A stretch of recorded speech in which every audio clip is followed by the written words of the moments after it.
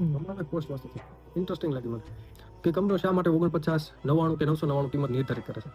તો એક ઉદાહરણ આપેલું છે કે માની લો કે એક બિગ બજારમાં રોજના 500 લોકો જાય છે. તો 500 લોકો જે ₹1 આગળ ઉપરનો હોય છે એ માંગતા નથી અને એ લોકો આપતા નથી. તો આપણે રોજનો હિસાબ કરીએ કે 500 ગુણ્યા એક દિવસનું ₹500 થયા. હવે એનો વર્ષનો આપણે આંકડો મેળવીએ કે 500 ગુણ્યા 365, તો વર્ષનો ₹1,82,500 કિંમત થઈ છે. તો આવા દેશમાં છે ને 1500 બિગ બજાર છે.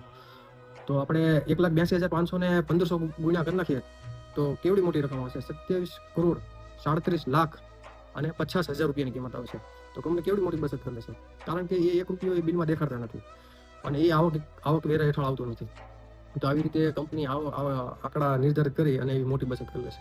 તો ઘણાને અત્યારે થતું છે કે અત્યારે ડિજિટલ યુગ છે, તો આપણે બધા ઓનલાઈન પેમેન્ટ કરી દઈએ છીએ ગૂગલ પેમાંથી કે ફોન પેમાંથી XYZ. પણ તોય તે તમે બધા માણસો તો એવા નથી આવવાના ને. 27 કરોડ માટે આપણે 50% રકમ બાદ કરી નાખીએ તો કેવડી મોટી બચત થઈ છે. તો કંપનીઓ આ બધા જે ઓફરોના આ આંકડા રાખે છે 49, 900 કે 999, તેની પાછળનું કારણનું રીઝન આ છે